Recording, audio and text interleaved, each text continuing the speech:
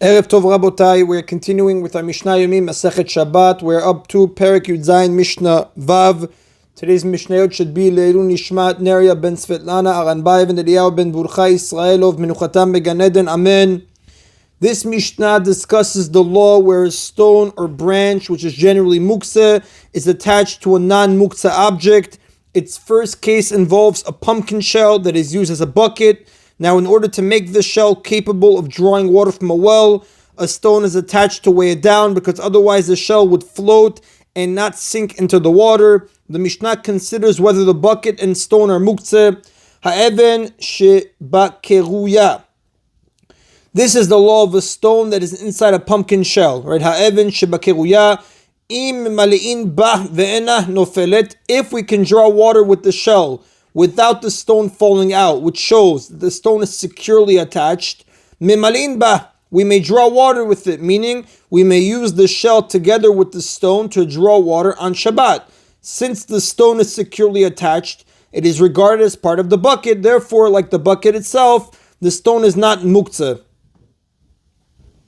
V'im lav, but if we are not able to use the shell to draw water without the stone falling out, en mimali'in bah, we may not draw water with it. In this case, where the stone is not securely attached to the bucket, it is not deemed part of the bucket. The stone is therefore muktzeh, like stones in general. And since the stone is muktzeh, the bucket itself is also muktzeh, because it is a base for the stone. Now, the commentators explain there is a category of muktzeh called basis ledavar asur, a base for a forbidden object.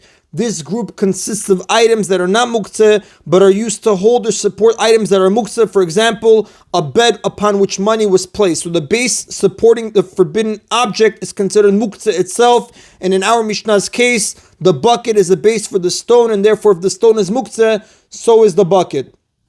The next case involves a long, thin branch that is tied to a pitcher. Zimorashi kshura betafiach. If a branch is tied to a pitcher so that one can use it as a rope to lower the pitcher into a well, mimali'in bah b'Shabbat. We may draw water with the pitcher on Shabbat, meaning we may use the pitcher together with the branch to draw water on Shabbat. And the commentators explain here too, the branch is not muktzeh because it is considered part of the pitcher, and that is then of Mishnah Vav. We continue now with Mishnah Zayin, and just as an introduction to the Mishnah, the biblical melacha of building, we know, entails not only building a permanent structure from scratch, but also making a permanent addition to an existing structure. For example, adding a door. Now, as a safeguard against the biblical melacha, the rabbis prohibited building even a temporary structure from scratch. This Mishnah discusses whether the rabbis also forbid making a temporary addition to an existing structure.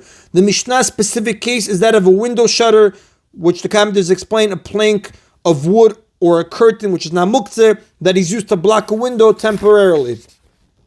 Pekaka chalon, this is the law of a window shutter. Rabbi Eliezer says, Bizman shehi kashur v'talui pokikin bo.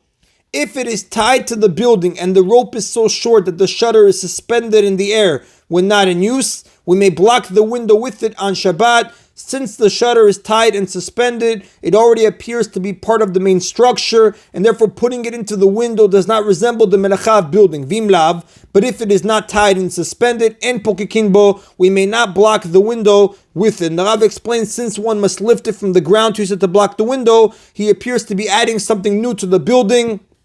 And again, according to Rabbi Eliezer, the rabbis prohibited even making a temporary addition to an existing structure. Therefore, one may not use a shutter to temporarily block a window unless it already appears to be part of the building. However, the sages say, ben kach or ben kach pokikin bo. In either case, whether the shutter is tied and suspended or not tied at all, we may block the window with it on Shabbat, because in the Chachamim's view, it is permitted to make a temporary addition to an existing structure, which the Rav explains, even if the shutter is completely detached from the structure and using it resembles building, one may shutter the window with it on Shabbat, because the rabbis did not forbid making a temporary addition to a permanent structure. They only forbade building a temporary structure from scratch. And the Rav does say that halacha follows the opinion of the Chachamim, of the sages. That is in Rabotai of today's Mishna Yomi. Baruch Adonai Le'olam. Amen v'amen.